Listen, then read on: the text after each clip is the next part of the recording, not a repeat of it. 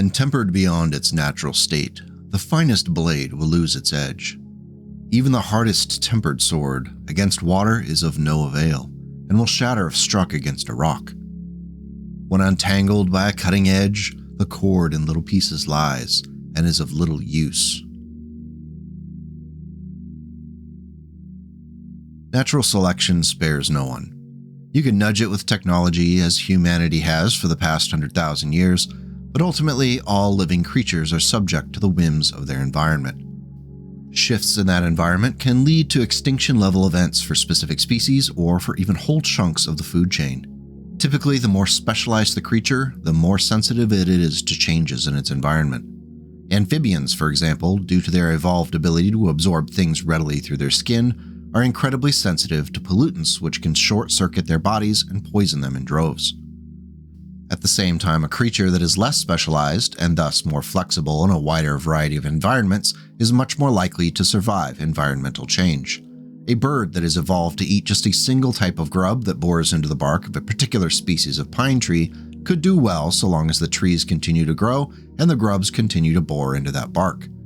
Should the trees suffer from a sickness that kills off the pine species, the grubs and birds could be doomed if they cannot find a new source of food.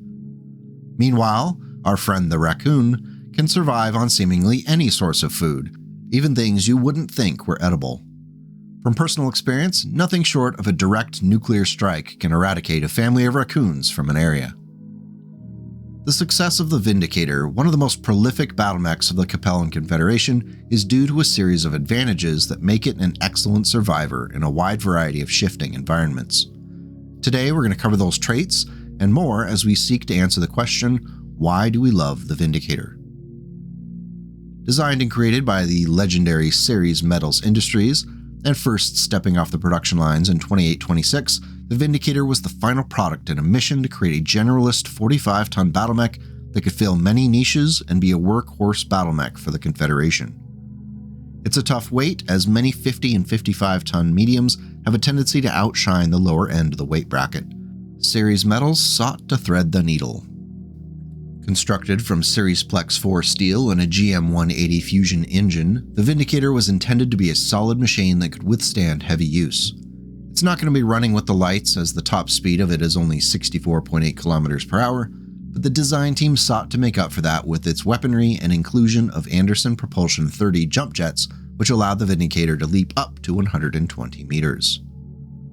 With 9 tons of standard Star Shield armor, the Vindicator is just 1 ton away from maxing out on it, which is better than some other 45-tonners of the time. For example, the Phoenix Hawk 1 only has 8 tons of armor, and the 50-ton Chameleon 4B only has 6 tons. The weapons loadout of the Vindicator 1R reflects that drive at Ceres Metals to create a battle mech that could touch upon as many roles on the battlefield as possible. The star of the show has to be the Ceres Arms Smasher particle projection cannon in the right arm. It had the reach to provide long-range support fire and can be devastating in the mid-range. Backing it up at the long range is a Cyan Series Jaguar LRM-5 missile system in the left torso. While obviously not putting up big numbers, these missiles could assist other mechs with fire support and supplement the damage of the PPC. In the mid and short ranges, the Ceres Arms medium laser located in the Vindicator's head provided consistent damage. Finally, for disagreements that occur at the closest of ranges, the Hessen small laser was built into the left arm. The 16 double heat sinks hit that sweet spot for heat generation, and the Vindicator's Mechwarrior could expect to consistently put fire on target. Overall, it's the sort of kitchen sink, little bit of everything design philosophy common across the 3025 technical readout. While obviously not min-maxed, that was never the goal for the Vindicator. The goal was to build a mech that was reliable and could be useful no matter how it was used on the battlefield. Now, you might have noticed that the weapon systems are all largely in-house productions, all except for that small laser. With the supply chain already integrated into the Ceres Metals network of factories, a large number of Vindicators could be consistently produced and spare parts were plentiful. They were so plentiful that the House Liao military units could always expect to have their Vindicators repaired quickly with stock on hand. The first production runs of the Vindicator were shipped to units during the short lull between the First and Second Succession Wars. In hundreds of trials by fire, the Vindicator proved itself resilient, yet didn't outperform in any specific area. It was the curse of the generalist that they were useful but not outstanding at any one battlefield chore. Still, there were reports that the ready supply of parts kept the Vindicators in the fight, and that went a long way in the chaos of the Second Succession War. Specialized mechs with unique parts that had distributed supply chains tended to break and remain broken. The Vindicator survived the stresses in its environment. Specific design elements aided in the Vindicator's slow roll success. The Smasher PPC included in the right arm was paired with a cooling jacket that included water intakes. If near a suitable body of water, the Mechwarrior could dip the barrel of the weapon in and use that water to provide additional cooling for the PPC. That process could take up to 10 seconds, so it wouldn't be frequently used in the heat of battle. However, it was nice to have the option. Another interesting addition to the mech was the armored door over the LRM-5 to prevent premature detonation of loaded missiles in the launcher. Not a bad thing to have when you're taking scattered fire. Now, it didn't take long for some disturbing reports to come in concerning the placement of the beam laser in the head of the Vindicator. The laser itself wasn't an issue, but due to its size, the cockpit assembly had to be modified. The final result included a bump in the cockpit that was blamed when multiple ejection attempts resulted in the complete destruction of the head assembly and the deaths of ejecting Mechwarriors. Those series medals insisted that the issue was fixed in later production runs. The fear of what might happen if you have to eject from your Vindicator has persisted across the Mechwarriors that are assigned to it. As we move into the later eras, the Vindicator has been a tough survivor. It's a battle mech so frequently seen among the military units of the Capellan Confederation that it rivals the Locusts, Stingers, and Wasps in number. With closer political ties during the Dark Age, the Magistracy of Canopus also keeps a good supply of Vindicators in their ranks. Outside of those two, the Vindicator is an extremely rare sight elsewhere in the Inner Sphere, largely because the only production lines are held by series metals deep within the Capellan state. There have been a good number of variants for the Vindicator over the years. Some were more successful than others. The VND-1AA, for example, was an attempt to reimagine the mech as a Capellan version of the Phoenix Hawk. It had a larger engine installed and an additional jump jet in exchange for more than half of the original 1R's armor. Unfortunately for the designers, field tests proved to be a complete disaster as the increased speed and agility of the 1AA couldn't compensate for its paper-thin armor. The project was scrapped and the remaining 1AAs were gifted to the Free Rosselhog Republic. Other variants did see some success, especially when they incorporated newfound technologies. Behold the Vindicator 3L. Introduced in 3051, several substantial upgrades were added to the mech, which lifted it from a mediocre if sturdy design to one that could be quite potent. The first and most impactful upgrade is the swap to the Series Arms Warrior Extended Range Particle Projection Cannon. This improved the reach of the Vindicator significantly. Though the LRM-5 was left in place, the ammo for it, which normally was held in the left torso, was prone to ammo explosions as battles progressed. While having 24 reloads would normally be seen as a positive, the bins full of missiles were just waiting to be hit as the battle wore on. Thankfully, case was added to the mech's right torso along with the ammunition to mitigate the issue in the future. Finally, the standard medium laser in the mech's head was swapped out in favor of a medium pulse laser. While this did impact the laser's range, it was considered a worthwhile trade-off for accuracy and close-up fighting. In order to tackle the heat generated by the much hotter ERPPC, the 3L's heatsinks were upgraded to the newly rediscovered double heatsink variety. Even with one fewer heatsink, the 15 remaining were more than enough to handle any heat that the Vindicator could generate. If anything, it's now oversynced considerably. An Alpha Strike after jump jetting 4 hexes generates 25 heat, leaving 5 extra heatsink capability on the table that turn. It actually makes me wonder if anyone thought to pull out one of those double heatsinks to boost the LRM-5 to an MRM-10. While I haven't played a lot with the Vindicator, the 3L variant is one of those mechs that could be great for a new player, as you don't have to worry about heat, and you have a good mix of weaponry between the ERPPC, the Pulse Laser, and the LRM-5. You're going to have the opportunity to learn about the -2 modifier for Pulse Lasers, as well as the cluster hits table for the LRMs. Is it a surprise the Vindicator ended up in the beginner BattleTech box? I think not. In 3060, the Vindicator train hopped the rails with the 5L variant. Cutting the number of double heatsinks down to 10, designers installed triple strength myomer, hoping to take advantage of the heat generated by the mech's ERPPC and collection of lasers. The LRM-5 was pulled from the mech and an ER medium laser and a medium pulse laser were installed into each of the side torsos. A small laser in the left torso and a small pulse laser in the right torso completed the medley of lasers, which are guaranteed to push the mech into the red on the heat scale with even modest use. Of course, with triple strength myomer, that is the point at which the mech's run speed is boosted to 8 hexes from the original 6. Oh, I'm sorry, did I forget to mention the Vindicator 5L carries a sword in its left hand? How silly of me to have forgotten. Yes, the triple strength myomer doubles the damage from kicking, punching, and clubbing, and yes, sword attacks. So the Vindicator's sword is going to do 1 damage per 10 tons of its weight, rounded up, that would be 5, plus 1, so it would normally be 6 damage. However, with triple strength myomer, that's 12 damage. Not too shabby for a physical attack with a -2 on the to-hit roll. A word of caution, however, the use of triple strength myomer is not for the faint of heart or the meek. Keeping your mech at 9+ heat can put the mech into danger. While that -1 movement point modifier at 5 heat is eclipsed by the movement boost from the triple strength myomer, the +1 to firing at 8 heat is not. At 10 heat, the -2 modifier to movement kicks in, and now things are getting dangerous, as sometimes it's tough to land right on that 9 heat each turn. Thankfully, the 5L's different laser types makes it easier. Just make sure you can do the math in your head or have a phone's calculator open if you went to public school like I did. The 5L is a wildcard variant, and if you're up for the challenge, I would definitely suggest giving it a try. Get in there and whack some stuff with that sword. It'll be therapeutic. Our next variant is no less flashy, and it deserves some of the limelight, and not just because it also carries a plasma rifle. The Vindicator 6L takes the 5L up several notches with the removal of most of the previous variant's weapons in exchange for a new set of toys. The PPC, a mainstay of Vindicators from the beginning, was pulled and replaced by a plasma rifle with 2 tons of ammunition. 2 rocket launcher 10s were added to the left arm to provide a one-time 20-point damage possibility when the opportunity arises. In the left torso, a pair of ER medium lasers help in the mid-range. The lasers and the plasma rifle are aided by the inclusion of a targeting computer in the right torso. The 6L keeps the sword in the left arm because it's awesome.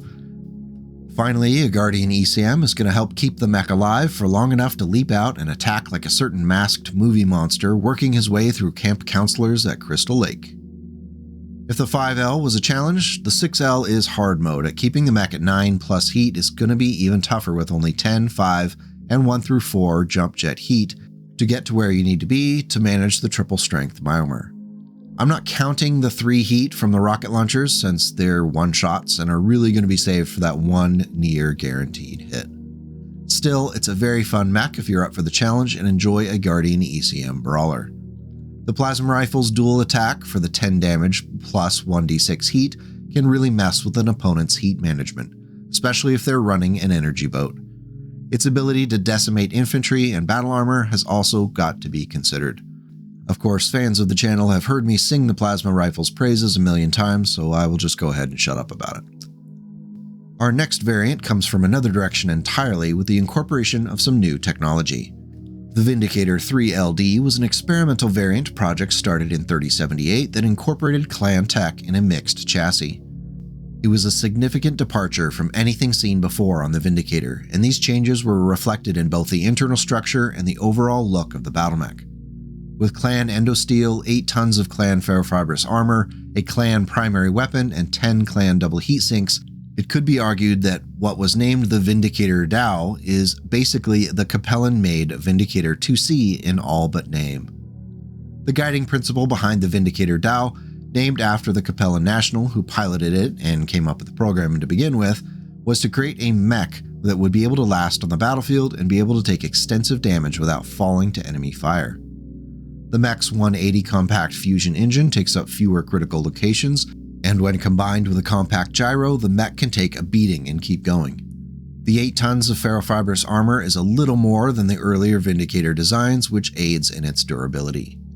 The inclusion of a supercharger in the center torso allows the mech to move at up to 86 km per hour in short bursts, which can help it close on its enemies quickly. Before we get into the weapons loadout, it's important to note that one of the purposes of the Vindicator Dow was to hunt down and take prisoners rather than kill opponents outright. Following the word of Blake Kerfuffle, Pirates and remnant Word of Blake agents saw bounties placed on their heads by Capellan locals who were sick of the carnage and chaos. This explains the inclusion of the taser in the mech's left arm, which could be fired to disable an enemy battle mech without risk of causing life-threatening damage to the Mechwarrior inside. In the right arm, a ClanTech ERPPC is the only actual weapon on the Vindicator Dao. A laser anti-missile system in the head provides additional protection. Finally, each of the arms has an actuator enhancement system installed which improves the stability and control of the limbs. They provide a -1 to hit for both the ERPPC and the taser. With its supercharger and jump jets, the Vindicator Dao is surprisingly agile. The ERPPC hits hard, and if it can get close, the Mechwarrior can disable a relatively untouched mech with that taser. It's definitely a machine worth being wary of on the battlefield. Our last official variant is the Vindicator 7L, and it also happens to be the most recent. Unlike some of the other IlClan era variants, it's not too wacky with the inclusion of tech. It retains the 464 movement and jump jet capability, but it does incorporate a little bit of clan tech. Working from the inside out, the 7L utilizes a reinforced internal structure, which makes it much more difficult to completely destroy limbs and to completely wipe out sections of the mech. Over that, the heavy ferrofibrous armor takes up 21 critical locations, but does offer 153 points of protection at a reduced weight. 12 inner sphere double heat sinks will keep the mech cool so long as you're not jumping the full 4 hexes and alpha striking your return. As far as the weapons loadout goes, it looks a lot like the original 1R Vindicator but upgraded to modern tech. The most notable change is a swap of the PPC for the clan tech version of the ERPPC. 15 damage for up to 23 hexes with no minimum range is great and immediately makes the 7L impossible to ignore on the battlefield. Backing it up is the same LRM-5 from the early days, hanging out in the left torso as usual. However, the 1 ton of ammunition for it is now protected by a Case 2, so you don't have to worry about those bothersome ammunition explosions. The medium laser in the head has been upgraded to an inner sphere ER version, and finally a small X pulse laser was added to the left arm to help with those bothersome light mechs that want to get close, or any infantry you want to evaporate at several thousand degrees. Now, we can't go without a Mech Frog version, so I loaded up Megamech and cobbled together a monstrosity just for you. Based upon the original 1R, I sought to keep the flavor of the original with a few extra bells and whistles. Immediately, I upgraded to Clan Endosteel and a light fusion engine. This bought tonnage without drastically harming the mech's average lifespan. 13 inner sphere double heat sinks will keep the mech relatively cool in all but the most life-threatening situations. In the right arm, I also added the Clan Tech ERPPC, and in the left arm, 2 Clan medium pulse lasers bulk out the mech's offensive reach at the mid and close range. With the inclusion of an inner sphere streak SRM-6 in the left torso, the mech has quite a short-range punch. To aid in defense from incoming missiles and anti-missile systems sits pretty on the right shoulder. The ammunition for the AMS and the streak SRM-6 is stored in the right torso along with Case 2, which protects against damage caused by ammunition explosions. The Vindicator MF1 retains the 464 movement in the original 9 tons of armor. Overall, I think I hit a good balance between realism and taking advantage of some clan technology, which is becoming more and more common in the IlClan era. It is decently mobile, has good armor, and can hit like a truck at close range with a possible 41 damage. Not too shabby for a 45-ton battle mech. Overall, I'm really happy to see the love that the community has for the Vindicator. When I announced it was the next project on Discord and social media, people were quick to cheer. For a mech with a somewhat lackluster reputation in the lore, the Vindicator has been redeemed by a bit of newfound interest thanks to its inclusion in the recent beginner box from Catalyst Game Labs. It's one of those battle mechs that backs the assertion that the Capellans may be kinda wacky, but they can absolutely design the heck out of a solid battle mech. At this point, the Vindicator seems to have won the natural selection lottery with sheer bullheadedness. Thank you as always for coming by to talk some BattleTech. Are you a fan of the Vindicator? Do you have a favorite variant? Or do you have your own homebrew field upgrade that you prefer to run on the tabletop? Let me know in the comments and we'll keep the discussion going. If you felt the video was worthy, hitting the like and subscribe buttons is a great and almost painless way to let me and YouTube know it's worth watching. Going the extra step to becoming a channel member is an even more impactful way to make sure that I can keep this grand experiment in content creation going for a little bit longer. The nonsense must flow. Until we meet again, Take care and go make the world a slightly better place today and tomorrow.